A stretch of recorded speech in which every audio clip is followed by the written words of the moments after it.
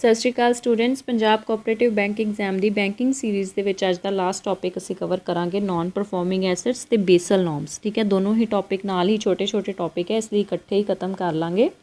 ਤੇ ਇਸ ਤੋਂ ਬਾਅਦ ਮੈਂ ਇੱਕ ਦੋ ਵੀਡੀਓਜ਼ ਤੁਹਾਨੂੰ MCQs ਦੀਆਂ ਪਾ ਦਾਂਗੀ, ਜਿਹਦੇ ਨਾਲ ਤੁਹਾਨੂੰ ਥੋੜ੍ਹਾ ਜਿਹਾ ਅੰਦਾਜ਼ਾ ਹੋ ਜਾਊਗਾ ਕਿ ਪੇਪਰ 'ਚ ਕੁਐਸਚਨਸ ਕਿਵੇਂ ਦੇ ਆ ਸਕਦੇ ਆ। ਰਾਈਟ, ਸੋ ਚਲੋ ਸਟਾਰਟ ਕਰਦੇ ਹਾਂ। ਔਰ ਪਲੀਜ਼ ਅਗਰ ਸਬਸਕ੍ਰਾਈਬ ਨਹੀਂ ਕੀਤਾ ਨਵੇਂ ਸਟੂਡੈਂਟਸ ਹੋ ਤਾਂ ਸਬਸਕ੍ਰਾਈਬ ਜ਼ਰੂਰ ਕਰਿਓ, ਤੇ ਵੀਡੀਓਜ਼ ਤੋਂ ਅगर ਬੈਨੀਫਿਟ ਹੁੰਦਾ ਲਾਈਕ ਜ਼ਰੂਰ ਕਰਿਓ, ਸ਼ੇਅਰ ਜ਼ਰੂਰ ਕਰਿਓ, और अगर सपोर्ट कर सकते हो चैनल में तो ज्वाइन करके सपोर्ट भी ज़रूर एक्सटेंड करियो। So let's start. Non performing assets in India. सब तो पहला आप नॉन परफॉर्मिंग एसेट होंदे की है वो देखते हैं। सो कोई भी जेडे बंदे ने किसी इंडिविजुअल ने या किसी कंपनी ने, किसी कॉरपोरेट ने, किसी इंडस्ट्री ने किसी बैंक तो लोन लिया होवे मान लो, है ना, और उन्हें वो लोन का जे ब्याज ना तारिया होवे या मूल भी ना तारिया होवे घट्टो घट्ट 90 दिन यानी कि 3 महीने वास्ते, सो ਉਹਨੂੰ ਆਪਾਂ ਨੌਨ ਪਰਫਾਰਮਿੰਗ ਐਸੈਟ ਦੀ ਕੈਟਾਗਰੀ ਦੇ ਵਿੱਚ ਇਨਕਲੂਡ ਕਰਦੇ ਹਾਂ। ਸੋ ਨੌਨ ਪਰਫਾਰਮਿੰਗ ਐਸੈਟ ਤੁਸੀਂ ਨਾਮ ਤੋਂ ਹੀ ਕਲੀਅਰ ਹੈ ਵੀ ਜਿਹੜੀ ਚੀਜ਼ ਪਰਫਾਰਮ ਨਹੀਂ ਕਰ ਰਹੀ, ਯਾਨੀ ਕਿ ਜਿਵੇਂ ਨਾ ਉਹਦੇ ਤੋਂ ਸਾਨੂੰ ਕੋਈ ਰੈਵਨਿਊ ਨਹੀਂ ਆ ਰਿਹਾ, ਨਾ ਸਾਨੂੰ ਉਹਦੇ ਤੋਂ ਮੂਲ ਮਿਲ ਰਿਹਾ, ਨਾ ਸਾਨੂੰ ਉਹਦਾ ਵਿਆਜ ਮਿਲ ਰਿਹਾ ਹੈ, ਉਹ ਐਜ਼ ਇਟ ਇਜ਼ ਪਿਆ ਹੋਇਆ ਆ। ਹੁਣ ਇਹਨੂੰ ਅੱਗੋਂ ਆਪਾਂ 3 ਹਿੱਸਿਆਂ ਦੇ ਵਿੱਚ ਡਿਵਾਈਡ ਕਰਦੇ ਹਾਂ। ठीक है, मैं इस लैंग्वेज नहीं समझाऊंगी जो इत्थे लिखा है बुकिश लैंग्वेज दे विच, मैं तुहानूं सिंपल वे नाल समझा दूंगी कि सब स्टैंडर्ड एसेट्स की हुंदे आ, डाउटफुल एसेट्स की हुंदे आ ते लॉस एसेट्स की हुंदे आ। देखो सब स्टैंडर्ड एसेट्स वो हुंदे आ, हुण 90 दिनां दा ते हैगा सीगा क्राइटेरिया भी जदों आपां एक एसेट नूं क्लासीफाई करता भी ये नॉन परफॉर्मिंग एसेट है। हुण जेकर कोई इंडिविजुअल 3 महीने तो बाद भी वो लोन पे नहीं कर रहा, ना प्रिंसीपल ना वह इंटरस्ट पे कर रहा है, और इस चीज़ नूं लगातार 12 महीने हो गए यानी कि 1 साल हो गया है। सो 1 साल तक जिहड़ा लोन रिकवर नहीं किया गया आ उन्होंने आपां सब स्टैंडर्ड की कैटेगरी दे विच रख दिंदे आ भी ये सब स्टैंडर्ड नॉन परफॉर्मिंग एसेट है। दूसरे नंबर पर आउंदे डाउटफुल एसेट्स। जेकर 12 महीने तो ज़्यादा टाइम लै लिया किसी लोन ने तो फिर उन्होंने असीं यानी कि 1 साल तो ज़्यादा जेकर उन्होंने टाइम ला लिया, ना प्रिंसीपल आया ना इंटरस्ट आया, तो फिर उन्होंने आपां डाउटफुल एसेट्स रखते हैं। तो लॉस एसेट दे विच वो एसेट्स आउंदे ने जिन्हां नूं आपां रिकवर कर ही नहीं सकते, मतलब उहदी जिहड़ी प्रोबेबिलिटी आ वो बिल्कुल खत्म हो चुकी है उन्होंने रिकवर करन दी, या फिर उहदा कुछ हिस्सा जिहड़ा आ वो असीं रिकवर कर लिया तो बाकी जिहड़ा सानूं आउण दी उम्मीद नहीं हैगी। मान लो किसी ने 50 लाख का लोन कराया, ठीक है, तो उन्हें मान लो 40 लाख पे करता तो हम पिछला 10 लाख जिहड़ा आ नहीं रहा, ठीक है, 12 महीने तो भी किते उपर हो गया टाइम बट वो आ नहीं रहा, दैट मीनस कि हुण आएगा भी नहीं। सो उन्होंने आपां लॉस एसेट्स दे विच रख दिंदे आ। बट क्यों लॉस एसेट्स रखते हैं, क्योंकि उन्होंने हजे असीं राइट ऑफ नहीं किया, उन्होंने क्लोज नहीं किया कि ये मतलब ये जिहड़ा लोन पूरा हो गया या इहदा प्रिंसीपल पूरा आ गया, इहदा ब्याज पूरा आ गया, सो असीं इहनूं अजे राइट ऑफ नहीं किया। ठीक है, सो इन्हां नूं इस करके असीं लॉस एसेट्स की कैटेगरी दे विच रखदे हां। सो 3 चीज़ां आपां पढ़ियां। एक सब तो पहला कि NPS हुंदे की है जदों ना प्रिंसीपल आए ना ब्याज आए 90 दिनों तक। दैन उस तो बाद 3 उहदे अगों पार्ट्स हुंदे ने सब स्टैंडर्ड, डाउटफुल ते लॉस। सब स्टैंडर्ड मतलब जिहड़ा 12 महीने तक रिकवरेबल नहीं रहा, डाउटफुल मतलब जिन्हें 12 महीने तो ज़्यादा टाइम लिया, तो लॉस एसेट्स मतलब जिहदी हुण प्रोबेबिलिटी हैगी है भी ये वापस आएगा ही नहीं, ये रिकवर होएगा ही नहीं, या फिर उहदा कुछ अमाउंट जिहड़ा वो आ गया बट बाकी जिहड़ा आ वो हुण नहीं रिकवर कर पाएगा बैंक। सो उन्होंने आपां लॉस एसेट्स की कैटेगरी दे विच रखांगे। Steps to deal with NPA problem. So असीं नसीमा कमेटी डिस्कस कीती सीगी जदों आपां बैंकिंग सैक्टर रिफॉर्म्स पढ़े सीगे, ते उहदे विच भी ये चीज़ मैंशन कीती हुई सीगी कि मतलब सुजैशनस दे विच कि जिहड़े पब्लिक सैक्टर बैंक्स ने जिहड़े NPAs दे करके स्ट्रैसड कैटेगरी दे विच आ रहे ने, सो उन्हां दा भी कुछ ना कुछ रिहैबिलिटेशन का काम किया जाए। सो इहदे लई NPAs नाल डील करने लई काफ़ी प्रोविजनस बनाईयां गईयां, जिवें सब तो पहला डैट रिकवरी ट्रिब्यूनल क्रिएट कीती कि 1993 दे विच। इहदे लई एक एक्ट आया सी recovery of debt due to banks and financial institution act 1993, जिहदे under debt recovery tribunals create कीतियां गईयां। सो इहदे विच सीगा कि इन टाइम जिहड़ी है सैटलमेंट कीती जाए, बट उस टाइम करप्शन बहुत ज़्यादा सीगी, लॉयर्स जिहड़े सीगे वो मिल जाते सी कंपनीज़ दे नाल, और जिवें मतलब 6 महीने दा दे विच 180 डेज़ का टाइम पीरियड दिता सीगा भी केस नूं सैटल करन दा, बट 180 डेज़ जिहड़ा केस फाइल करन दे विच ही लग जांदे हुंदे सी। सो इस करके इन्ना ज़्यादा सक्सैसफुल नहीं रहा। ਦੈਨ 2000 ਦੇ ਵਿੱਚ ਕ੍ਰੈਡਿਟ ਇਨਫੋਰਮੇਸ਼ਨ ਬਿਊਰੋ ਜਿਹੜਾ ਕ੍ਰੀਏਟ ਕੀਤਾ ਗਿਆ, ਇੱਕ ਕ੍ਰੈਡਿਟ ਇਨਫੋਰਮੇਸ਼ਨ ਸਿਸਟਮ ਸੀਗਾ ਜਿਹਦਾ ਮੇਨ ਆਬਜੈਕਟਿਵ ਸੀਗਾ ਕਿ ਜਿਹੜਾ ਬੈਂਕਸ ਨੇ ਜਿਵੇਂ ਇੰਡੀਵਿਜੂਅਲਸ ਨੂੰ ਜਾਂ ਕਾਰਪੋਰੇਟਸ ਨੂੰ ਲੋਨ ਪ੍ਰੋਵਾਈਡ ਕਰਨਾ ਹੈ, ਸੋ ਇਹ ਚੀਜ਼ ਇੰਸ਼ੋਰ ਕੀਤੀ ਜਾਏ ਕਿ ਉਹ ਲੋਨ ਜਿਹੜਾ ਆ ਗਲਤ ਹੱਥਾਂ 'ਚ ਨਾ ਜਾਏ, ਕਿ ਮਤਲਬ ਉਹਨਾਂ ਦੀ ਪੂਰੀ ਕ੍ਰੈਡਿਟ ਹਿਸਟਰੀ ਜਿਹੜੀ ਆ ਉਹ ਇੱਕ ਜਗ੍ਹਾ 'ਤੇ ਇੱਕ ਡਾਟਾਬੇਸ ਉਹਦਾ ਬਣਾਇਆ ਜਾਏ ਜਿਹਦੇ ਵਿੱਚ ਉਹ ਇਨਕਲੂਡ ਕੀਤੀ ਜਾਏ, ਬੈਂਕਸ ਦੇ ਨਾਲ ਸ਼ੇਅਰ ਕੀਤੀ ਜਾਵੇ, ਠੀਕ ਹੈ, ਤਾਂ ਕਿ ਕੱਲ੍ਹ ਨੂੰ ਕੋਈ ਵੀ ਡਿਫੋਲਟ ਨਾ ਕਰ ਸਕੇ, ਠੀਕ ਆ।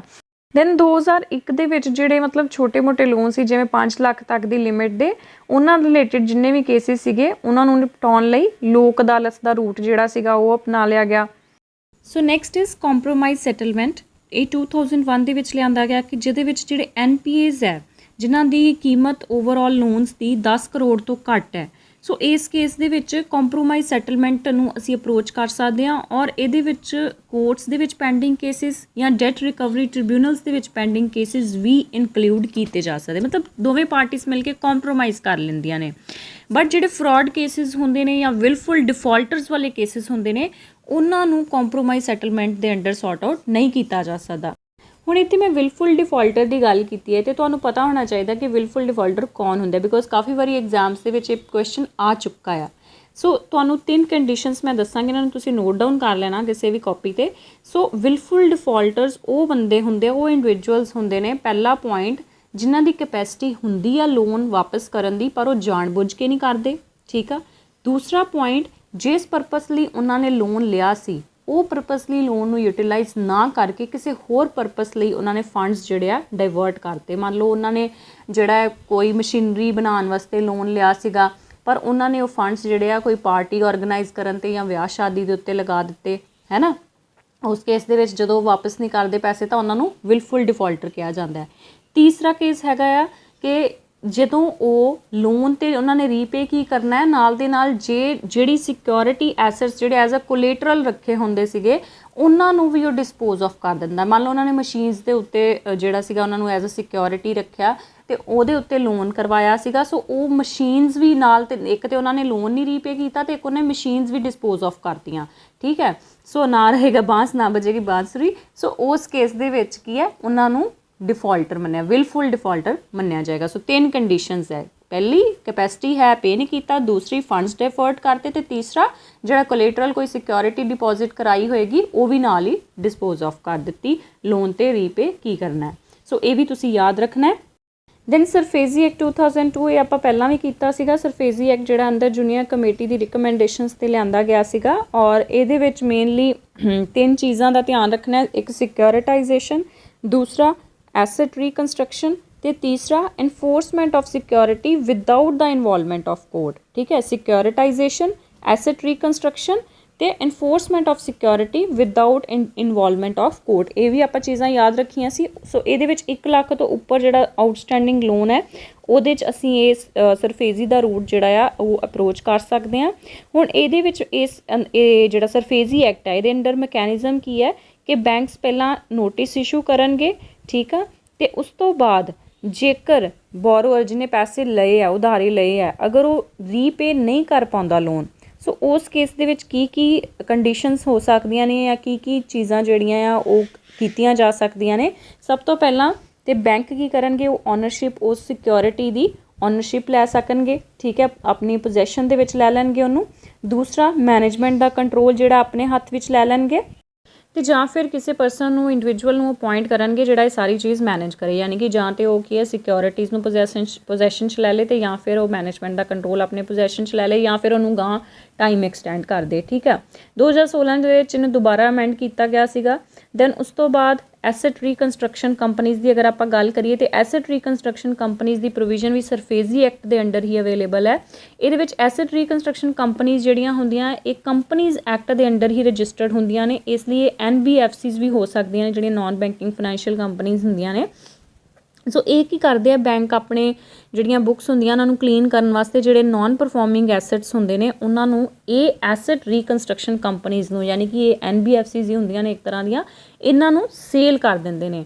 ਹੁਣ ਇਹ ਅੱਗੋਂ ਇਹ ਕੀ ਕਰਦੀਆਂ ਨੇ ਐਸਟ ਰੀਕਨਸਟਰਕਸ਼ਨ ਕੰਪਨੀਜ਼, ਇਹ ਮਤਲਬ ਇਹ ਡਿਸਕਾਊਂਟਡ ਪ੍ਰਾਈਸ ਦੇ ਉੱਤੇ ਲੈਂਦੀਆਂ ਨੇ ਉਹਨਾਂ ਐਸੈਟਸ ਨੂੰ ਅਤੇ ਫਿਰ ਇਹਨਾਂ ਨੂੰ ਗਾਂ ਇਹ ਵੇਚ ਦਿੰਦੀਆਂ ਨੇ ਜਾਂ ਮਤਲਬ ਇਹਨਾਂ ਨੂੰ ਲੱਗਦਾ ਹੈ ਕਿ ਉਹ ਸਿਕਿਉਰਿਟੀਜ਼ ਆਪਾਂ ਆਪਣੇ ਪੋਜੈਸ਼ਨ 'ਚ ਲੈ ਲਈਏ, ਉਹਨਾਂ ਨੂੰ ਗਾਂ ਹੀ ਸੈੱਲ ਕਰਨਾ ਹੈ, ਰਿਲੀਜ਼ ਕਰਨਾ ਆ, ਮਤਲਬ ਆਪਾਂ ਆਪਣਾ ਪੈਸਾ ਕਿਸ ਤਰ੍ਹਾਂ ਪੂਰਾ ਕਰਨਾ ਹੈ, ਉਹ ਬਾਅਦ ਵਿੱਚ ਇਹਨਾਂ ਦੀ ਸਾਰੀ ਜ਼ਿੰਮੇਵਾਰੀ ਹੁੰਦੀ ਹੈ ਐਸੈਟ ਰੀਕਨਸਟਰਕਸ਼ਨ ਕੰਪਨੀਜ਼ ਦੀ, ਠੀਕ ਹੈ।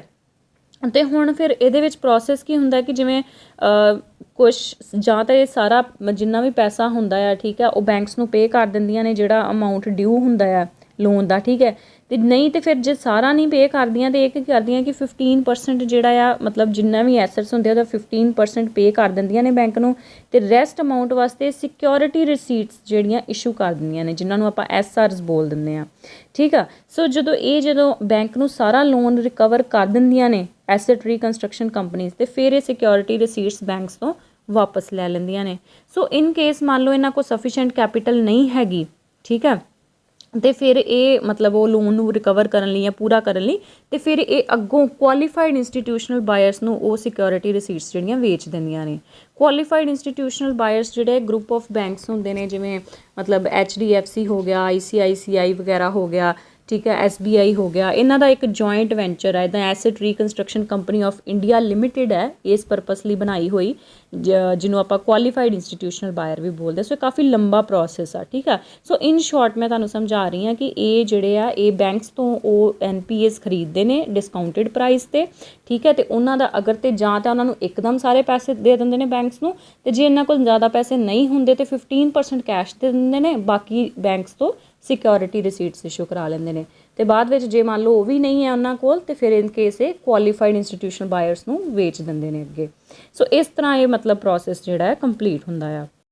ਕਾਰਪੋਰੇਟ ਡੈਟ ਰੀਸਟਰਕਚਰਿੰਗ 2005 ਦੇ ਵਿੱਚ ਲਿਆਂਦਾ ਗਿਆ। ਇਹਦੇ ਵਿੱਚ ਕੀ ਹੈ ਬੇਸਿਕਲੀ ਕਿ ਡੈਟ ਨੂੰ ਰੀਸਟਰਕਚਰ ਕਰਨਾ, ਕਿ ਮੰਨ ਲਓ ਕੋਈ ਕੰਪਨੀ ਨਹੀਂ ਪੇ ਕਰ ਰਹੀ, ਠੀਕ ਹੈ, ਜਿਸ ਹਿਸਾਬ ਦੇ ਨਾਲ ਉਹਦਾ ਮਤਲਬ ਜੋ ਵੀ ਐਮੋਰਟਾਈਜੇਸ਼ਨ ਦਾ ਪ੍ਰੋਸੈਸ ਉਹਨੂੰ ਦਿੱਤਾ ਗਿਆ ਉਹ ਨਹੀਂ ਫੋਲੋ ਕਰ ਪਾ ਰਹੀ ਹੈ ਨਾ, ਪ੍ਰਿੰਸੀਪਲ ਵਿਦ ਇੰਟਰਸਟ, ਅਤੇ ਫਿਰ ਉਸ ਕੇਸ ਦੇ ਵਿੱਚ ਜਾਂ ਤਾਂ ਉਹਦਾ ਰੇਟ ਆਫ ਇੰਟਰਸਟ ਘਟਾ ਦਿੱਤਾ ਜਾਂਦਾ ਆ, ਠੀਕ ਹੈ, ਅਤੇ ਜਾਂ ਫਿਰ ਉਹਨੂੰ ਟਾਈਮ ਜਿਹੜਾ ਆ, ਜਿਸ ਟਾਈਮ ਮੰਨ ਲਓ ਉਹਨੇ 5 ਸਾਲ 'ਚ ਲੋਨ ਚੁਕਾਉਣਾ ਸੀ ਉਹਨੂੰ 6 ਸਾਲ ਕਰਤਾ, 7 ਸਾਲ ਕਰਤਾ, ਜਾਂ ਰੇਟ ਆਫ ਇੰਟਰਸਟ ਘਟਾ ਦੇਣਗੇ ਜਾਂ ਟਾਈਮ ਵਧਾ ਦੇਣਗੇ। ਸੋ ਰੇਟ ਘਟਾਉਣ ਤੋਂ ਇਲਾਵਾ ਜਾਂ ਟਾਈਮ ਵਧਾਉਣ ਤੋਂ ਇਲਾਵਾ ਇਹਨਾਂ ਕੋਲ ਇੱਕ ਹੋਰ ਪ੍ਰੋਬਲਮ ਹੁੰਦੀ ਹੈ ਕਿ ਜਿਹੜਾ ਪ੍ਰਿੰਸੀਪਲ ਅਮਾਊਂਟ ਪੇ ਕਰਨਾ ਨੇ, ਮੂਲ ਜਿਹੜੀ ਰਕਮ ਵਾਪਸ ਕਰਨੀ ਹੈ, ਉਹ ਵੀ ਘਟਾਈ ਜਾ ਸਕਦੀ ਹੈ, ਠੀਕ ਹੈ। ਮਤਲਬ ਪੇਮੈਂਟ ਦੇ ਵਿੱਚ ਓਵਰਆਲ ਪੇਮੈਂਟ ਦੇ ਵਿੱਚ ਕੰਸੈਸ਼ਨ ਜਿਹੜਾ ਕੀਤਾ ਜਾ ਸਕਦਾ, ਜਿਹਨੂੰ ਆਪਾਂ ਫਾਈਨੈਂਸ਼ੀਅਲ ਟਰਮਸ ਦੇ ਵਿੱਚ ਜਾਂ ਬੈਂਕਿੰਗ ਟਰਮਸ ਦੇ ਵਿੱਚ ਹੇਅਰ ਕੱਟ ਬੋਲਦੇ ਹਾਂ। That is very very important, ਠੀਕ ਹੈ। ਬਹੁਤ ਵਾਰੀ ਬੜੇ ਪੇਪਰਾਂ ਦੇ ਵਿੱਚ ਟਰਮ ਪੁੱਛਦੇ ਹੁੰਦੇ ਵੀ ਹੇਅਰ ਕੱਟ ਕੀ ਹੁੰਦਾ ਹੈ। ਸੋ ਜਦੋਂ ਪ੍ਰਿੰਸੀਪਲ ਅਮਾਊਂਟ ਜਾਂ ਲੰਪਸਮ ਅਮਾਊਂਟ ਜਿਹੜਾ ਦੇਣਾ ਹੈ ਵਾਪਸ ਬੈਂਕ ਨੂੰ, ਜਦੋਂ ਉਹਦੇ ਵਿੱਚ ਕੰਸੈਸ਼ਨ ਕੀਤਾ ਜਾਂਦਾ ਉਹਨੂੰ ਆਪਾਂ ਹੇਅਰ ਕੱਟ ਬੋਲ ਦਿੰਦੇ ਹਾਂ। 5:25 ਰੂਲ ਇਹ 2014 ਦੇ ਵਿੱਚ ਆਇਆ ਸੀਗਾ। ਇਹ ਬੇਸਿਕਲੀ ਉਹਨਾਂ ਕੰਪਨੀਜ਼ ਲਈ ਜਾਂ ਉਹਨਾਂ ਪ੍ਰੋਜੈਕਟਸ ਲਈ ਇਹ ਰੂਲ ਐਪਲੀਕੇਬਲ ਹੈ ਜਿਨ੍ਹਾਂ ਦਾ ਪ੍ਰੋਜੈਕਟ ਟਾਈਮ ਬਹੁਤ ਜ਼ਿਆਦਾ ਲੈਂਥੀ ਹੈ। ਜਿਵੇਂ 5:25 ਰੂਲ ਆਪਾਂ ਕਹਿੰਦੇ ਹਾਂ, ਅਤੇ ਇਹਦੇ ਵਿੱਚ ਘੱਟੋ ਘੱਟ ਮਤਲਬ ਜਿਹੜਾ ਲੋਨ ਟਰਮ ਹੈ ਉਹ 25 ਸਾਲਾਂ ਦੀ ਹੋਣੀ ਚਾਹੀਦੀ ਆ।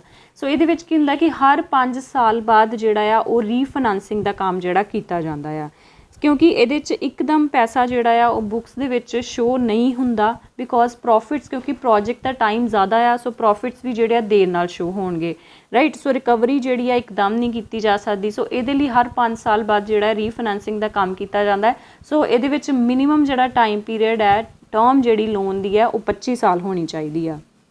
ਦੈਨ ਉਸ ਤੋਂ ਬਾਅਦ ਜੁਆਇੰਟ ਲੈਂਡਰ ਫੋਰਮ, ਇਹ 2014 ਦੇ ਵਿੱਚ ਕ੍ਰੀਏਟ ਕੀਤੀ ਗਈ। ਜੁਆਇੰਟ ਲੈਂਡਰਸ ਫੋਰਮ ਕੀ ਹੈ? ਇਹ ਬੇਸਿਕਲੀ ਇਹਦੇ ਵਿੱਚ ਪਬਲਿਕ ਸੈਕਟਰ ਬੈਂਕਸ ਹੀ ਆ ਜਿਹੜੇ ਮਤਲਬ ਸਟ੍ਰੈਸਡ ਐਸੈਟਸ ਦੀ ਪ੍ਰੋਬਲਮਸ ਦੇ ਨਾਲ ਫੇਸ ਕਰ ਰਹੇ ਨੇ। ਸੋ ਇਹ ਉਹ ਵਾਲੇ ਬੈਂਕਸ ਨੇ, ਵੀਕ ਬੈਂਕਸ ਆਪਾਂ ਇਹਨਾਂ ਨੂੰ ਬੋਲ ਸਕਦੇ ਹਾਂ। ਸੋ ਇਸ ਕੇਸ ਦੇ ਵਿੱਚ ਇਹ ਕੀ ਇੱਕ ਜੁਆਇੰਟ ਫੋਰਮ ਬਣਾ ਲੈਂਦੇ ਨੇ ਕਿ ਮਤਲਬ ਇਹ ਕੀ ਹੈ, ਜਿਹੜੀ ਕ੍ਰੈਡਿਟ ਇਨਫੋਰਮੇਸ਼ਨ ਹੁੰਦੀ ਆ ਲੋਕਾਂ ਦੀ ਉਹ ਸ਼ੇਅਰ ਕਰਦੇ ਨੇ ਇੱਕ ਦੂਸਰੇ ਦੇ ਨਾਲ, ਤਾਂ ਕਿ ਜਿਵੇਂ ਇੱਕ ਬੰਦਾ ਮੰਨ ਲਓ ਨੇ ਪੰਜਾਬ ਨੈਸ਼ਨਲ ਬੈਂਕ ਤੋਂ ਲੋਨ ਲਿਆ, ਉੱਥੇ ਉਹ ਡਿਫੋਲਟ ਹੋ ਗਿਆ ਅਤੇ ਕੱਲ੍ਹ ਨੂੰ ਫਿਰ ਉਹ SBI ਕੋ ਚਲੇਗਾ। ਸੋ ਇਸ ਕੇਸ ਦੇ ਵਿੱਚ ਬੈਂਕਸ ਜਿਹੜੇ ਮਿਲ ਕੇ ਇੱਦਾਂ ਫੋਰਮ ਬਣਾ ਲੈਂਦੇ ਆ ਤਾਂ ਕਿ ਜਿਹੜੇ ਡਿਫੋਲਟਰਸ ਨੇ ਉਹ ਮਤਲਬ ਕਿਸੇ ਹੋਰ ਬੈਂਕਸ ਦਾ ਰੂਟ ਜਿਹੜਾ ਹੈ ਉਹ ਨਾ ਅਪਣਾਉਣ ਲੋਨ ਲੈਣ ਵਾਸਤੇ, ਠੀਕ ਹੈ। ਸੋ ਜੇ ਡਿਫੋਲਟਰ ਇੱਕ ਬੈਂਕ ਦਾ ਅਤੇ ਫਿਰ ਇਹ ਸਾਰੀ ਫੋਰਮ ਦਾ, ਇਸ ਫੋਰਮ 'ਚ ਜਿੰਨੇ ਵੀ ਬੈਂਕਸ ਆਉਣਗੇ ਉਹ ਸਭ ਦਾ ਹੀ ਡਿਫੋਲਟਰ ਹੋਏਗਾ, ਰਾਈਟ। ਮਿਸ਼ਨ ਇੰਦਰਧਨੁਸ਼, ਇਹ 2015 ਦੇ ਵਿੱਚ ਆਇਆ। ਮਿਸ਼ਨ ਇੰਦਰਧਨੁਸ਼ ਜਿਹੜਾ ਸੀਗਾ ਇਹ ਬੇਸਿਕਲੀ ਬੈਂਕਸ ਦੀ ਰੀਵਾਈਟਲਾਈਜੇਸ਼ਨ ਦਾ, ਜਿਹੜੇ ਬੈਂਕਸ ਸਪੈਸ਼ਲੀ ਸਟ੍ਰੈਸਡ ਐਸੈਟਸ ਵਰਗੀਆਂ ਪ੍ਰੋਬਲਮਸ ਨੂੰ ਫੇਸ ਕਰ ਰਹੇ ਸੀਗੇ ਆਫਟਰ ਨੈਸ਼ਨਲਾਈਜੇਸ਼ਨ। ਸੋ ਇਹ ਉਹਨਾਂ ਦੀਆਂ ਪ੍ਰੋਬਲਮਸ ਨੂੰ ਕੇਟਰ ਕਰਨ ਲਈ ਸੀ। ਪਲੱਸ ਇਹਦੇ ਵਿੱਚ ਇੱਕ ਫਰੇਮਵਰਕ ਅਡੋਪਟ ਕੀਤਾ ਗਿਆ ABCDEFG, ਜਿਹਦੀਆਂ ਆਪਣੀਆਂ ਅੱਗੋਂ ਫੁੱਲ ਫਾਰਮਸ ਨੇ। A ਤੋਂ ਮਤਲਬ ਅਪੁਆਇੰਟਮੈਂਟਸ, ਜਿਹਦੇ ਵਿੱਚ ਚੇਅਰਮੈਨ, ਮੈਨੇਜਿੰਗ ਡਾਇਰੈਕਟਰ, ਠੀਕ ਹੈ। ਸੋ ਇਹਨਾਂ ਦੀ ਅਪੁਆਇੰਟਮੈਂਟ ਦਾ ਕੰਮ ਮਤਲਬ ਪੂਰੀ ਟਰਾਂਸਪੇਰੈਂਸੀ ਨਾਲ, ਅਤੇ ਉਹ ਪੂਰਾ ਉਹਨਾਂ ਦੀ ਜਿਹੜੀ ਟਰਾਂਸਪੇਰੈਂਟ ਹੋਣ ਦੇ ਨਾਲ ਨਾਲ ਉਹ ਅਕਾਊਂਟੇਬਲ ਵੀ ਪੂਰੀ ਤਰ੍ਹਾਂ ਹੋਣੇ ਚਾਹੀਦੇ ਆ। ਦੈਨ ਉਸ ਤੋਂ ਬਾਅਦ ਬੈਂਕ ਬੋਰਡ ਬਿਊਰੋ, ਜਿਹੜੀ ਕਿ ਇੱਕ ਬੋਡੀ ਹੋਏਗੀ of eminent professionals and officials. Then capitalization ਕੀ ਮਤਲਬ ਜਦੋਂ ਬੈਂਕਸ ਨੂੰ ਜ਼ਰੂਰਤ ਪਵੇ ਅਤੇ ਚਾਹੇ ਉਹ ਗਵਰਨਮੈਂਟ ਉਹਨਾਂ ਦੇ ਵਿੱਚ ਕੈਪੀਟਲ ਇਨਫਿਊਜ਼ ਕਰੇ, ਅਤੇ ਜਾਂ ਫਿਰ ਉਹ ਜਿਹੜੀ ਮਾਰਕੀਟ ਹੈ ਉਹਨੂੰ ਵੀ ਐਕਸੈਸ ਕਰ ਸਕਦੇ ਨੇ, ਰਾਈਟ। ਦੈਨ ਸਿਮਿਲਰਲੀ ਡੀ ਤੋਂ ਡੀ ਸਟ੍ਰੈਸਿੰਗ, ਠੀਕ ਹੈ। ਸਟ੍ਰੈਸਡ ਬੈਂਕਸ ਜਿਹੜੇ ਉਹਨਾਂ ਨੂੰ ਕਿਸ ਤਰ੍ਹਾਂ ਡੀ ਸਟ੍ਰੈਸ ਕਰਨਾ ਹੈ। ਇੰਪਲੋਇਮੈਂਟ ਫਰੇਮਵਰਕ ਦੇ ਵਿੱਚ ਫਰੇਮਵਰਕ ਆਫ ਅਕਾਊਂਟੇਬਿਲਿਟੀ ਦਾ ਕੀ ਮਤਲਬ ਹੁੰਦਾ, when you are accountable to someone, when you are answerable for what you have done, ਠੀਕ ਹੈ। ਦੈਨ ਉਸ ਤੋਂ ਬਾਅਦ ਗਵਰਨੈਂਸ ਰਿਫੋਰਮਸ ਦੇ ਵਿੱਚ ਮਤਲਬ ਕਿ ਓਵਰਆਲ ਜਿਹੜੀ ਕੰਪਰੀਹੈਂਸਿਵ ਬੈਂਕਿੰਗ ਹੈ ਉਹਨੂੰ ਕਿਸ ਤਰ੍ਹਾਂ ਇੰਪਰੂਵ ਕੀਤਾ ਜਾਵੇ, ਜਿਵੇਂ ਇਹਦੇ ਵਿੱਚ ਗਿਆਨ ਸੰਗਮ ਦੀ ਇਹਨਾਂ ਨੇ ਐਗਜ਼ਾਮਪਲ ਦਿੱਤੀ ਹੋਈ ਆ, ਠੀਕ ਆ। ਦੈਨ ਆਉਂਦਾ ਸਟ੍ਰੈਟੇਜਿਕ ਡੈਟ ਰੀਸਟਰਕਚਰਿੰਗ। ਆਪਾਂ ਕਾਰਪੋਰੇਟ ਡੈਟ ਰੀਸਟਰਕਚਰਿੰਗ ਪੜ੍ਹੀ ਸੀ, ਜਿਹਦੇ ਵਿੱਚ ਆਪਾਂ ਗੱਲ ਕੀਤੀ ਹੇਅਰ ਕੱਟ ਦੀ, ਜਾਂ ਫਿਰ ਇੰਟਰਸਟ ਰੇਟ ਘਟਾਇਆ ਜਾਂਦਾ ਜਾਂ ਟਾਈਮ ਵਧਾ ਦਿੱਤਾ ਜਾਂਦਾ। ਬਟ ਜਿਹੜਾ ਸਟ੍ਰੈਟੇਜਿਕ ਡੈਟ ਰੀਸਟਰਕਚਰਿੰਗ ਹੈ, ਇਹਦੇ ਵਿੱਚ ਕੀ ਹੁੰਦਾ ਕਿ ਬੈਂਕਸ ਜਿਹੜੇ ਲੋਨ ਦਾ ਅਮਾਊਂਟ ਹੁੰਦਾ ਉਹਨੂੰ ਸ਼ੇਅਰਸ ਦੇ ਵਿੱਚ ਜਾਂ ਕੰਪਨੀ ਦੀ ਜੋ ਇਕੁਇਟੀਜ਼ ਆ ਉਹਦੇ ਵਿੱਚ ਕਨਵਰਟ ਕਰ ਦਿੰਦੇ ਆ। ਦੈਟ ਮੀਨਸ ਕਿ ਹੁਣ ਬੈਂਕ ਜਿਹੜਾ ਹੈ ਪੈਸੇ ਲੈਣ ਦੀ, ਕੈਸ਼ ਲੈਣ ਦੀ ਬਜਾਏ ਕੀ ਲੈ ਰਿਹਾ ਹੈ, ਕੰਪਨੀ ਤੋਂ ਸ਼ੇਅਰਸ ਲੈ ਰਿਹਾ ਹੈ, ਅਤੇ ਸ਼ੇਅਰਸ ਲੈਣ ਦੇ ਨਾਲ ਉਹ ਕੰਪਨੀ ਦਾ ਪਾਰਟਨਰ ਵੀ ਬਣ ਰਿਹਾ ਅਤੇ ਕੰਪਨੀ ਦਾ ਸ਼ੇਅਰ ਹੋਲਡਰ ਵੀ ਬਣ ਰਿਹਾ ਆ। ਦੈਨ ਐਸੈਟ ਕੁਆਲਿਟੀ ਰਿਵਿਊ 2015 ਦੇ ਵਿੱਚ ਆਇਆ। ਸੋ ਇਹਦੇ ਵਿੱਚ ਕੀ ਹੈ, ਜਿਹੜੇ ਸਟ੍ਰੈਸਡ ਐਸੈਟਸ ਹੁੰਦੇ ਨੇ ਉਹਨਾਂ ਨੂੰ ਪ੍ਰੋਪਰਲੀ ਪਹਿਲਾਂ ਹੀ ਕਲਾਸੀਫਾਈ ਕਰਨਾ, ਜਿਵੇਂ ਉਹਨਾਂ ਨੂੰ ਕਿ ਉਹ ਡਾਊਟਫੁਲ ਨੇ ਜਾਂ ਸਬ ਸਟੈਂਡਰਡ ਨੇ ਜਾਂ ਲੌਸਡ ਐਸੈਟਸ ਨੇ, ਤਾਂ ਕਿ ਜਿਨ੍ਹਾਂ ਨੂੰ ਬਚਾਇਆ ਜਾ ਸਕਦਾ ਆ ਮਤਲਬ ਸਟ੍ਰੈਸ ਹੋਣ ਤੋਂ, ਜਿਨ੍ਹਾਂ ਦੀ ਜਿਵੇਂ ਕਿ ਡਾਊਟਫੁਲ ਐਸੈਟਸ ਹੁੰਦੇ ਆ ਜਾਂ ਫਿਰ ਜਿਹੜੇ ਸਬ ਸਟੈਂਡਰਡ ਐਸੈਟਸ ਹੁੰਦੇ ਨੇ, ਉਹਨਾਂ ਨੂੰ ਆਪਾਂ ਲੌਸ ਐਸੈਟਸ ਹੋਣ ਤੋਂ ਬਚਾ ਸਕਦੇ ਹਾਂ ਬਿਫੋਰ ਹੈਂਡ, ਜੇਕਰ ਆਪਾਂ ਉਹਨਾਂ ਦਾ ਪਹਿਲਾਂ ਹੀ ਰਿਵਿਊ ਕਰ ਲਈਏ, ਠੀਕ ਆ।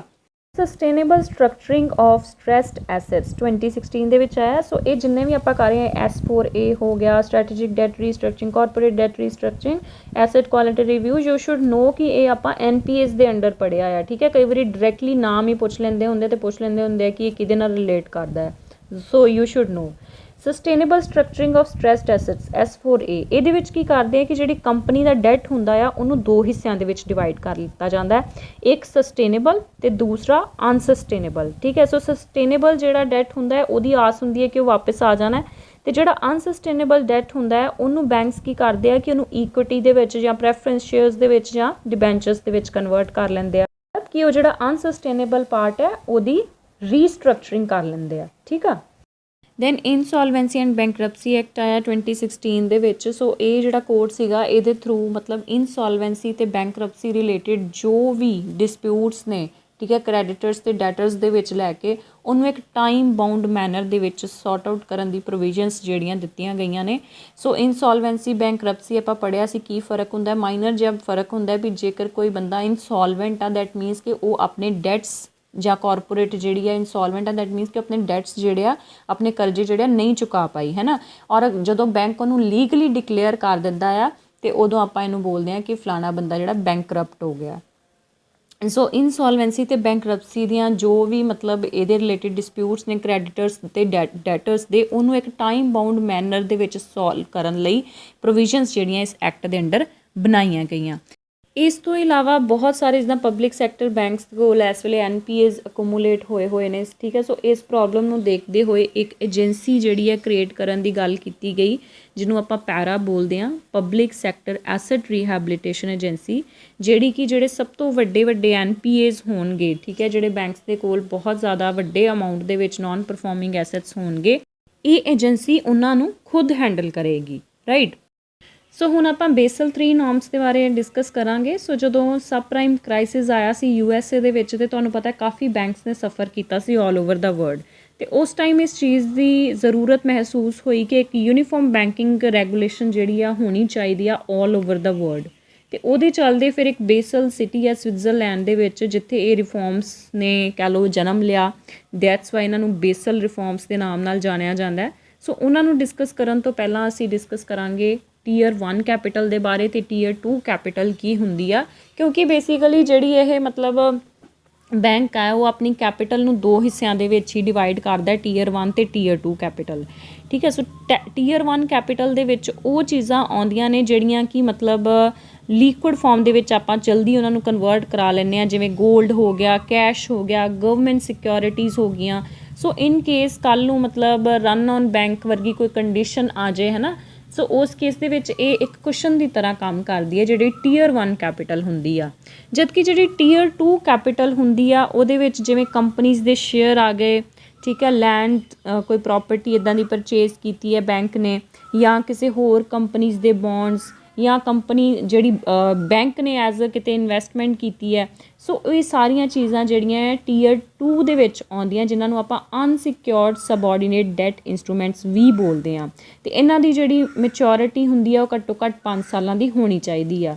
ਬਟ ਟੀਅਰ 2 ਕੈਪੀਟਲ ਜਿਹੜੀ ਆ ਉਹ ਟੀਅਰ 1 ਦੇ ਨਾਲੋਂ ਘੱਟ ਰਿਲਾਇਬਲ ਮੰਨੀ ਜਾਂਦੀ ਆ। ਓਬਵੀਅਸਲੀ ਜੇ ਬੈਂਕ ਕੋਲ ਗੋਲਡ ਹੋਏਗਾ, ਕੈਸ਼ ਹੋਏਗਾ, ਫੋਰਨ ਰਿਜ਼ਰਵਸ ਹੋਣਗੇ, ਗਵਰਨਮੈਂਟ ਸਿਕਿਉਰਿਟੀਜ਼ ਹੋਣਗੀਆਂ, ਸੋ ਜ਼ਿਆਦਾ ਰਿਲਾਇਬਲ ਹੈ। ਸੋ ਇਹ ਤੁਹਾਨੂੰ ਡਿਫਰੈਂਸ ਇਹਦਾ ਪਤਾ ਹੋਣਾ ਚਾਹੀਦਾ ਆ ਕਿ ਟੀਅਰ 1 ਕੈਪੀਟਲ ਜਿਹੜੀ ਆ ਬੈਂਕ ਦੀ ਉਹਦੇ ਵਿੱਚ ਕੀ ਚੀਜ਼ਾਂ ਆਉਂਦੀਆਂ। For example cash, gold, government securities, ਮਤਲਬ ਜ਼ਿਆਦਾ ਲਿਕੁਇਡ ਫਾਰਮ ਦੇ ਵਿੱਚ ਜੋ ਚੀਜ਼ਾਂ ਹੁੰਦੀਆਂ ਨੇ, ਰਾਈਟ, ਜਿਨ੍ਹਾਂ ਨੂੰ ਆਪਾਂ ਕੱਲ੍ਹ ਨੂੰ ਸਟਰੈਸ ਮੈਨੇਜ ਕਰਨਾ ਹੋਵੇ ਬੈਂਕ ਦਾ, ਅਤੇ ਤਾਂ ਵੀ ਉਹ ਜ਼ਿਆਦਾ ਹੈਲਪਫੁਲ ਰਹਿੰਦੇ ਆ ਬੈਂਕ ਨੂੰ। ਅਤੇ ਟੀਅਰ 2 ਦੇ ਵਿੱਚ ਉਹ ਚੀਜ਼ਾਂ ਆਉਂਦੀਆਂ ਨੇ ਜਿਵੇਂ ਕਿ ਕੰਪਨੀ ਦੇ ਸ਼ੇਅਰਸ ਖਰੀਦ ਲਏ, ਲੈਂਡਸ ਖਰੀਦ ਲਈਆਂ ਕਿਤੇ, ਠੀਕ ਹੈ, ਸੋ ਕਿਸੇ ਹੋਰ ਕੰਪਨੀਜ਼ ਦੇ ਬੌਂਡਸ ਵਗੈਰਾ ਹੋ ਗਏ, ਬਟ ਉਹਨਾਂ ਦਾ ਮੈਚੋਰਿਟੀ ਪੀਰੀਅਡ ਘੱਟੋ ਘੱਟ 5 ਸਾਲ ਦਾ ਹੋਣਾ ਚਾਹੀਦਾ ਆ। ਸੋ ਬੇਸਲ ਰਿਫੋਰਮਸ ਨੂੰ ਸਮਝਣ ਲਈ ਇਹ ਸਮਝਣਾ ਸੀ, ਇਸ ਲਈ ਤੁਹਾਨੂੰ ਪਹਿਲਾਂ ਦੱਸਿਆ। ਇਸ ਤੋਂ ਇਲਾਵਾ ਅਸੀਂ ਰਨ ਔਨ ਬੈਂਕ ਜਾਂ ਬੈਂਕ ਰਨ ਦੀ ਗੱਲ ਕੀਤੀ, ਅਤੇ ਬੈਂਕ ਰਨ ਦਾ ਮਤਲਬ ਹੁੰਦਾ ਕਿ ਜਦੋਂ ਇਮੀਡੀਏਟਲੀ ਕਾਫੀ ਲੋਕ ਜਿਹੜੇ ਇਕੱਠੇ ਆ ਕੇ ਆਪਣੇ ਪੈਸੇ ਕਢਵਾਉਣੇ ਸ਼ੁਰੂ ਕਰ ਦਿੰਦੇ ਆ ਡਿਪੋਜ਼ਿਟਸ 'ਚੋਂ, ਠੀਕ ਹੈ, ਅਤੇ ਇਹ ਪ੍ਰੋਬੇਬਿਲਿਟੀ ਵੱਧ ਜਾਂਦੀ ਹੈ ਕਿ ਬੈਂਕ ਜਿਹੜਾ ਡਿਫੋਲਟ ਕਰ ਸਕਦਾ ਹੈ, ਬਿਕੋਜ਼ ਇੱਕ ਨੈਗੇਟਿਵ ਵਰਡ ਆਫ ਮਾਊਥ ਹੋ ਸਕਦਾ ਕਿ ਫੈਲਿਆ ਹੋਵੇ ਮਾਰਕੀਟ ਦੇ ਵਿੱਚ ਕਿ ਬੈਂਕ ਜਿਹੜਾ ਡਿਫੋਲਟ ਕਰ ਸਕਦਾ। ਸੋ ਲੋਕ ਇਕੱਠੇ ਆ ਕੇ ਆਪਣੇ ਪੈਸੇ ਕਢਵਾਉਣੇ ਸ਼ੁਰੂ ਕਰ ਦਿੰਦੇ ਨੇ, ਠੀਕ ਹੈ, ਜਿਵੇਂ ਸਬ ਪ੍ਰਾਈਮ ਕ੍ਰਾਈਸਿਸ ਦੇ ਦੌਰਾਨ ਹੋਇਆ। ਦੈਨ ਬੇਸਲ ਨੋਰਮਸ ਦੀ ਆਪਾਂ ਗੱਲ ਕਰਾਂਗੇ, ਅਤੇ ਬੇਸਲ ਨੋਰਮਸ ਕੀ ਹੈ, ਜਿਵੇਂ ਮੈਂ ਸਟਾਰਟਿੰਗ 'ਤੇ ਦੱਸਿਆ ਕਿ ਇੱਕ ਯੂਨੀਫਾਰਮ ਬੈਂਕਿੰਗ ਰੈਗੂਲੇਸ਼ਨ ਦਾ ਸਿਸਟਮ ਜਿਹੜਾ ਡਿਵੈਲਪ ਕੀਤਾ ਗਿਆ ਤਾਂ ਕਿ ਆਲ ਓਵਰ ਦੇ ਜਿਹੜੇ ਵਰਲਡ ਦੇ ਮਤਲਬ ਜਿਹੜੇ ਜਿਹੜਾ ਫਾਈਨੈਂਸ਼ੀਅਲ ਸਿਸਟਮ ਆ ਉਹਨੂੰ ਕਿਸ ਤਰ੍ਹਾਂ ਕੰਸੋਲੀਡੇਟ ਕੀਤਾ ਜਾਏ। ਦੈਨ ਉਸ ਤੋਂ ਇਲਾਵਾ ਇਹ ਕੁਝ ਫੈਕਟਸ ਨੇ ਜਿਹੜੇ ਬੇਸਲ ਨੋਰਮਸ ਦੇ ਨਾਲ ਰਿਲੇਟਡ ਜਾਂ ਇਹਦੇ ਨਾਲ ਰਿਲੇਟਡ ਤੁਹਾਨੂੰ ਯਾਦ ਰੱਖਣੇ ਨੇ, ਜਿਵੇਂ ਬੇਸਲ ਇੱਕ ਸਿਟੀ ਹੈ ਸਵਿਟਜ਼ਰਲੈਂਡ ਦੇ ਵਿੱਚ, ਠੀਕ ਹੈ, ਔਰ ਬਿਊਰੋ ਆਫ ਇੰਟਰਨੈਸ਼ਨਲ ਸੈਟਲਮੈਂਟ ਦਾ ਇੱਥੇ ਹੈੱਡਕੁਆਟਰ ਹੈ, ਜਿਹੜਾ ਕਿ ਸਾਰੇ ਜਿੰਨੇ ਵਰਲਡ ਦੇ ਸੈਂਟਰਲ ਬੈਂਕਸ ਨੇ ਜਿਵੇਂ ਸਾਡਾ RBI ਹੈ, ਠੀਕ ਹੈ, ਸੋ ਇਹਨਾਂ ਦਾ ਇੱਕ ਕਾਮਨ ਗੋਲ ਹੈ ਫਾਈਨੈਂਸ਼ੀਅਲ ਸਟੇਬਿਲਿਟੀ ਨੂੰ ਜਾਂ ਫਾਈਨੈਂਸ਼ੀਅਲ ਸਿਸਟਮਸ ਨੂੰ ਕੰਸੋਲੀਡੇਟ ਕਰਨਾ। ਦੈਨ ਉਸ ਤੋਂ ਬਾਅਦ Basel committee on banking supervision is housed in the BIS office, ਮਤਲਬ ਇਹ ਜੋ ਵੀ ਬੇਸਲ ਕਮੇਟੀ ਬਣਾਈ ਗਈ ਸਾਰੇ ਬੈਂਕਸ ਦੇ ਸੁਪਰਵਿਜ਼ਨ ਵਾਸਤੇ, ਇਹ ਇੱਥੇ ਹੀ ਬਣਾਈ ਗਈ BIS ਦੇ ਆਫਿਸਿਸ 'ਤੇ ਬੇਸਲ ਸਵਿਟਜ਼ਰਲੈਂਡ ਦੇ ਵਿੱਚ। Basal committee on banking supervision ਦੀ ਗੱਲ ਕਰੀਏ ਤੇ ਸੈਂਟਰਲ ਬੈਂਕ ਗਵਰਨਰਸ ਦੇ ਦੁਆਰਾ ਸੈਟਅਪ ਕੀਤੀ ਗਈ ਸੀ, ਔਰ ਇਨੀਸ਼ੀਅਲੀ 10 ਕੰਟਰੀਜ਼ ਦਾ ਜਿਹੜਾ ਗਰੁੱਪ ਸੀਗਾ ਉਹਨਾਂ ਦੇ ਸੈਂਟਰਲ ਬੈਂਕ ਦੇ ਗਵਰਨਰਸ ਦੁਆਰਾ ਇਹਨੂੰ ਕ੍ਰੀਏਟ ਕੀਤਾ ਗਿਆ ਸੀਗਾ 1974 ਦੇ ਵਿੱਚ, ਠੀਕ ਹੈ। And currently basal committee on banking supervision ਦੇ 45 ਮੈਂਬਰਸ ਨੇ from 28 jurisdictions, and it provides a forum for regular cooperation on banking supervisory matters. ਹੁਣ ਆਪਾਂ ਬੇਸਲ 3 ਰਿਫੋਰਮਸ ਦੀ ਗੱਲ ਕਰਾਂਗੇ। ਇਸ ਤੋਂ ਪਹਿਲਾਂ ਬੇਸਲ 1 ਰਿਫੋਰਮਸ ਵੀ ਆਏ ਸੀ 1988 ਦੇ ਵਿੱਚ, ਫਿਰ ਬੇਸਲ 2 ਰਿਫੋਰਮਸ ਆਏ 2004 ਦੇ ਵਿੱਚ, ਬਟ ਇਹ ਯੂਨੀਵਰਸਲੀ ਐਪਲੀਕੇਬਲ ਨਹੀਂ ਸੀ। ਈਵਨ ਜਿਹੜੇ ਬੇਸਲ 3 ਆ ਇਹ ਵੀ ਕੋਵਿਡ ਦੇ ਕਰਕੇ ਇਹਨਾਂ ਨੂੰ ਐਕਸਟੈਂਸ਼ਨ ਜਿਹੜੀ ਆ ਹਰ ਮਾਰਚ ਦੇ ਮਤਲਬ ਮਹੀਨੇ ਤੱਕ ਹੋਈ ਜਾਣ ਡਈ ਆ, ਕਿਉਂਕਿ ਜਿਹੜੇ ਬੈਂਕਸ ਆ ਉਹਨਾਂ ਦੇ ਕੋਲ ਇੰਨੀ ਕੈਪੀਟਲ ਨਹੀਂ ਹੈਗੀ ਕਿ ਇੰਡੀਆ ਦੇ ਵਿੱਚ, ਕਿਉਂਕਿ ਤੁਹਾਨੂੰ ਪਤਾ ਹੈ ਆਪਣੀਆਂ CRR ਰਿਕੁਆਇਰਮੈਂਟਸ ਵੀ ਨੇ, ਹੈ ਨਾ, ਕੈਸ਼ ਰਿਜ਼ਰਵ ਰੇਸ਼ੋ ਵੀ ਮੇਨਟੇਨ ਕਰਕੇ ਰੱਖਣੀ ਹੁੰਦੀ ਆ, ਸਟੈਚੂਟਰੀ ਲਿਕੁਇਡਿਟੀ ਰੇਸ਼ੋ ਜਿਹਨੂੰ SLR ਕਹਿੰਦੇ ਉਹ ਵੀ ਮੇਨਟੇਨ ਕਰਕੇ ਰੱਖਣੀ ਹੁੰਦੀ ਹੈ। ਅਤੇ ਉੱਪਰੋਂ ਹੁਣ ਆ ਜਿਹੜੀ CRR ਆ ਗਈ ਜਾਂ ਕਾਰ ਆ ਗਈ, ਠੀਕ ਹੈ, ਕੈਪੀਟਲ ਐਡੀਕੇਸੀ ਰੇਸ਼ੋ ਆ ਗਈ, ਇਹ ਵੀ ਅਲੱਗ, ਇਹ ਉਹਦੇ ਉੱਤੇ ਮੇਨਟੇਨ ਕਰਕੇ ਰੱਖਣੀ ਆ। ਸੋ ਇਹ ਬੈਂਕਸ ਦੇ ਉੱਤੇ ਬਹੁਤ ਜ਼ਿਆਦਾ ਪ੍ਰੈਸ਼ਰ ਹੈ ਇਸ ਚੀਜ਼ ਦਾ। ਸੋ ਇਸ ਲਈ ਬੈਂਕਸ ਇਹਨੂੰ ਅਪੋਜ਼ ਕਰ ਰਹੇ ਆ ਵੀ ਅਸੀਂ ਇਹਨੂੰ ਨਹੀਂ ਮੇਨਟੇਨ ਕਰਨਾ ਹੈਗਾ, ਕਿਉਂਕਿ ਅਸੀਂ ਆਲਰੇਡੀ CRR ਜਾਂ SLR ਵਰਗੀਆਂ ਕੰਡੀਸ਼ਨਸ ਨੂੰ ਕਰ ਰਹੇ ਹਾਂ ਫੁੱਲਫਿਲ। ਸੋ ਇਹ ਜਿਹੜੀ ਮਤਲਬ ਕੈਪੀਟਲ ਐਡੀਕੇਸੀ ਰੇਸ਼ੋ ਆ ਇਹ ਕੀ ਆ ਕਿ ਟੋਟਲ ਜਿੰਨੀ ਬੈਂਕ ਦੀ ਕੈਪੀਟਲ ਹੈ ਉਹਦਾ ਉਹ ਪਰਸੈਂਟੇਜ ਆਪਾਂ ਲੈਣਾ ਆ ਜਿਹੜੇ ਕਿ ਐਸੈਟਸ ਰਿਸਕ ਦੇ ਉੱਤੇ ਆ, ਜਿਵੇਂ ਲੋਨਸ ਵਗੈਰਾ ਹੁੰਦੇ ਨੇ, ਠੀਕ ਹੈ, ਕੈਸ਼ ਹੋ ਗਿਆ, ਗਵਰਨਮੈਂਟ ਸਿਕਿਉਰਿਟੀਜ਼ ਹੋ ਗਈਆਂ, ਸ਼ੇਅਰਸ ਹੋ ਗਏ ਕੰਪਨੀਜ਼ ਦੇ। ਸੋ ਇਹਨੂੰ ਫਿਰ ਫਰਦਰ ਆਪਾਂ ਇਹ ਸਾਰੀ ਜਿਹੜੀ ਰਿਸਕ ਦੇ ਉੱਤੇ ਕੈਪੀਟਲ ਹੁੰਦੀ ਹੈ ਇਹਨੂੰ 2 ਹਿੱਸਿਆਂ ਦੇ ਵਿੱਚ ਡਿਵਾਈਡ ਕਰਦੇ ਹਾਂ, ਇੱਕ ਟੀਅਰ 1 ਕੈਪੀਟਲ ਤੇ ਇੱਕ ਟੀਅਰ 2 ਕੈਪੀਟਲ ਜਿਹੜੀ ਇਨੀਸ਼ੀਅਲੀ ਮੈਂ ਤੁਹਾਨੂੰ ਦੱਸੀਆਂ ਸੀਗੀਆਂ ਕਿ ਟੀਅਰ 1 ਦੇ ਵਿੱਚ ਕੋਰ ਕੈਪੀਟਲ ਆ ਜਾਂਦੀ ਹੈ ਬੈਂਕ ਦੀ, ਜਿਵੇਂ ਕੈਸ਼ ਹੋ ਗਿਆ, ਗੋਲਡ ਹੋ ਗਿਆ, ਗਵਰਨਮੈਂਟ ਸਿਕਿਉਰਿਟੀਜ਼ ਹੋ ਗਈਆਂ, ਤੇ ਟੀਅਰ 2 ਦੇ ਵਿੱਚ ਜਿਹੜੀਆਂ ਮਤਲਬ ਉਹ ਕੈਪੀਟਲ ਆ ਜਾਂਦੀ ਹੈ ਜਿਹੜੀ ਜ਼ਿਆਦਾ ਰਿਲਾਇਬਲ ਨਹੀਂ ਹੁੰਦੀ ਬੈਂਕ ਲਈ, ਜਿਵੇਂ ਕਿ ਬੈਂਕ ਦੇ ਸ਼ੇਅਰਸ ਵਗੈਰਾ, ਦੂਸਰੀਆਂ ਕੰਪਨੀਜ਼ ਦੇ ਬੌਂਡਸ ਵਗੈਰਾ, ਠੀਕ ਹੈ। ਸੋ ਇਸ ਕਰਕੇ ਬੈਂਕਸ ਨੂੰ ਦੇ ਕਿਹਾ ਗਿਆ ਆ ਬੇਸਲ 3 ਨੋਰਮਸ ਦੇ ਥਰੂ ਕਿ ਉਹਨਾਂ ਨੇ ਇਨ ਐਡੀਸ਼ਨ ਟੂ ਜੇ ਉਹਨਾਂ ਦੀ ਆਪਣੀ ਕੰਟਰੀ ਦੇ ਵਿੱਚ ਕੁਝ ਰਿਕੁਆਇਰਮੈਂਟਸ ਆ, ਇਨ ਕੇਸ ਇੰਡੀਆ ਦੇ ਵਿੱਚ ਜਿਵੇਂ CRR SLR ਆ, ਤੇ ਉਹਦੇ ਐਡੀਸ਼ਨ 'ਚ ਉਹਨਾਂ ਨੂੰ ਕੈਪੀਟਲ ਐਡੀਕੇਸੀ ਰੇਸ਼ੋ ਵੀ ਮੇਨਟੇਨ ਕਰਕੇ ਰੱਖਣੀ ਪਏਗੀ। ਕੈਪੀਟਲ ਐਡੀਕੇਸੀ ਰੇਸ਼ੋ ਨੂੰ ਆਪਾਂ capital to risk weighted assets ratio ਵੀ ਬੋਲਦੇ ਹਾਂ, CRAR। ਓਕੇ, ਸੋ ਇਹ CRAR ਕੀ ਹੈ, ਇਹਦੇ ਵਿੱਚ ਜਿਵੇਂ ਇਹਨਾਂ ਨੇ ਕਿਹਾ ਕਿ ਜਿਹੜੀ ਟੀਅਰ 1 ਕੈਪੀਟਲ ਆ ਉਹਦਾ 10.5%, ਓਵਰਆਲ ਜਿਹੜੀ ਹੈ ਕੈਪੀਟਲ ਐਡੀਕੇਸੀ ਰੇਸ਼ੋ 12.9% ਇਹਨਾਂ ਨੂੰ ਮੇਨਟੇਨ ਕਰਕੇ 9 ਨਹੀਂ ਆਉਣਾ 5 ਆਉਣਾ, ਠੀਕ ਹੈ। 12.5% ਮੇਨਟੇਨ ਕਰਕੇ ਰੱਖਣਾ ਹੈ ਇਹਨਾਂ ਨੂੰ, ਜਿਹਦੇ ਵਿੱਚੋਂ ਟੀਅਰ 1 ਕੈਪੀਟਲ ਜਿਹੜੀ ਆ ਉਹਦਾ ਘੱਟੋ ਘੱਟ 10.5% ਤੇ ਜਿਹੜੀ ਟੀਅਰ 2 ਕੈਪੀਟਲ ਹੈ ਉਹਦਾ ਘੱਟੋ ਘੱਟ 2%। 10.5 ਤੇ 2% ਕਿੰਨਾ ਹੋ ਗਿਆ 12.5। ਸੋ ਓਵਰਆਲ 12.5% ਜਿਹੜੇ ਇਹਨਾਂ ਦੇ ਰਿਸਕ ਵੇਟਡ ਐਸੈਟਸ ਨੇ ਉਹਨਾਂ ਦਾ ਉਹ ਪਰਸੈਂਟੇਜ ਜਿਹੜਾ ਆ ਉਹ ਬੈਂਕਸ ਨੂੰ ਆਪਣੇ ਕੋਲ ਇਨ ਐਡੀਸ਼ਨ ਟੂ ਉਹਨਾਂ ਦੀਆਂ ਆਪਣੀਆਂ ਰਿਕੁਆਇਰਮੈਂਟਸ ਜਿਵੇਂ CRR SLR ਨੂੰ ਫੁੱਲਫਿਲ ਕਰਨ ਤੋਂ ਬਾਅਦ ਇਹ ਜਿਹੜਾ ਅਲੱਗ ਨਾਲ ਰੱਖਣਾ ਹੈ ਕਿ ਜੇ ਕੱਲ੍ਹ ਨੂੰ ਬੈਂਕ ਡਿਫਾਲਟ ਨਾ ਕਰ ਜੇ ਜਾਂ ਰਨ ਔਨ ਬੈਂਕ ਰਨ ਵਰਗੀ ਕੋਈ ਕੰਡੀਸ਼ਨ ਨਾ ਆ ਜਾਏ, ਸੋ ਇਹ ਬੇਸਲ ਨੋਰਮਸ ਜਿਹੜੇ ਆ ਬੈਂਕਸ ਨੂੰ ਆਪਣੇ 'ਤੇ ਐਪਲੀਕੇਬਲ ਕਰਨੇ ਆ। ਇਸ ਤੋਂ ਇਲਾਵਾ ਉਹ ਕਹਿੰਦੇ ਕਿ ਬੈਂਕਸ ਜਿਹੜੇ ਆ ਉਹਨਾਂ ਨੂੰ ਇੱਕ ਕੈਪੀਟਲ ਕੰਜ਼ਰਵੇਸ਼ਨ ਬਫਰ ਜਿਹੜਾ ਕਿ 2.5% ਹੈ, ਇਸ ਰੇਂਜ ਦੇ ਵਿੱਚ ਹੈ 0 ਤੋਂ 2.5%, ਉਹ ਵੀ ਮੇਨਟੇਨ ਕਰਕੇ ਰੱਖਣਾ ਚਾਹੀਦਾ ਆ। ਸੋ ਇੱਕ ਕੈਪੀਟਲ ਕੰਜ਼ਰਵੇਸ਼ਨ ਬਫਰ ਜਾਂ ਕਾਊਂਟਰ ਸਾਈਕਲਿਕ ਕੈਪੀਟਲ ਬਫਰ ਕੀ ਹੁੰਦਾ ਆ, ਇਹ ਅਗੇਨ ਠੀਕ ਹੈ ਇੱਕ ਫਿਕਸਡ ਪਰਸੈਂਟੇਜ ਆ ਜੋ ਬੈਂਕ ਦੇ ਟੋਟਲ ਰਿਸਕ ਵੇਟਡ ਲੋਨਸ ਨੇ, ਠੀਕ ਹੈ। ਸਿਰਫ ਇਹਦੇ ਵਿੱਚ ਲੋਨਸ ਆਉਣਗੇ ਕਿਉਂਕਿ ਕਈ ਵਾਰੀ ਕੀ ਹੁੰਦਾ ਕਿ ਲੋਨਸ ਦੀ ਡਿਮਾਂਡ ਜਿਹੜੀ ਆ ਬਹੁਤ ਜ਼ਿਆਦਾ ਵੱਧ ਜਾਂਦੀ ਹੈ। ਸੋ ਜਦੋਂ ਲੋਨਸ ਦੀ ਡਿਮਾਂਡ ਬਹੁਤ ਜ਼ਿਆਦਾ ਵੱਧ ਜਾਂਦੀ ਹੈ, ਸੋ ਉਸ ਕੇਸ ਦੇ ਵਿੱਚ ਇਹ ਚੀਜ਼ ਜਿਹੜੀ ਹੈ ਮੇਨਟੇਨ ਕਰਕੇ ਰੱਖਣੀ ਹੈ ਕਿ ਟੋਟਲ ਲੋਨਸ ਦਾ, ਠੀਕ ਹੈ, ਜਾਂ ਜੋ ਵੀ ਨੈਟ ਬੈਂਕ ਕ੍ਰੈਡਿਟ ਹੈਗਾ ਆ ਕਿਸੇ ਬੈਂਕ ਨੇ ਕਿੰਨਾ ਲੋਨ ਉਹਦੀ ਕੈਪੈਸਿਟੀ ਹੈ ਕਿੰਨਾ ਪ੍ਰੋਵਾਈਡ ਕਰਨਾ ਹੈ, ਸੋ ਉਹਦਾ 2.5% ਐਡੀਸ਼ਨਲੀ ਜਿਹਨੂੰ ਕਾਊਂਟਰ ਸਾਈਕਲਿਕ ਕੈਪੀਟਲ ਬਫਰ ਕਵਾਂਗੇ ਉਹ ਮੇਨਟੇਨ ਕਰਕੇ ਰੱਖਣਾ ਹੈ ਸਾਈਡ 'ਤੇ, ਤਾਂ ਕਿ ਉਹਨੂੰ ਬੈਡ ਟਾਈਮਸ ਦੇ ਵਿੱਚ ਬੈਂਕਸ ਜਿਹੜੇ ਆ ਯੂਜ਼ ਕਰ ਸਕਣ। ਜਿਵੇਂ ਕੋਵਿਡ ਦੇ ਟਾਈਮ ਦੇ ਹੈ ਨਾ ਕ੍ਰਾਈਸਿਸ, ਜਿਵੇਂ ਇਕਨੋਮਿਕ ਕ੍ਰਾਈਸਿਸ ਇਸ ਵੇਲੇ ਬਹੁਤ ਚੱਲ ਰਿਹਾ, ਸੋ ਉਸ ਕੇਸ ਦੇ ਵਿੱਚ ਬੈਂਕਸ ਯੂਜ਼ ਕਰ ਸਕਦੇ ਆ।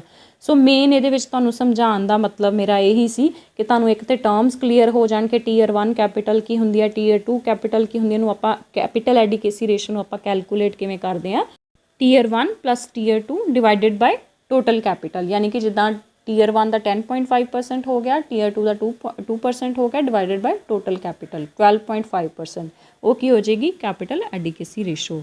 ਸੋ that was all about Basel norms, ਇਹਦੇ 'ਚ ਤੁਸੀਂ ਇੰਨਾ ਹੀ ਕਰਨਾ ਹੈ and that was all about banking, right. So ਇਸ ਤੋਂ ਬਾਅਦ ਆਪਾਂ ਜਿਹੜਾ ਮੈਂ ਤੁਹਾਨੂੰ MCQs ਦੀਆਂ ਵੀਡੀਓਜ਼ ਪੋਸਟ ਕਰ ਦਾਂਗੀ 2-3। ਸੋ that was all, thank you very much.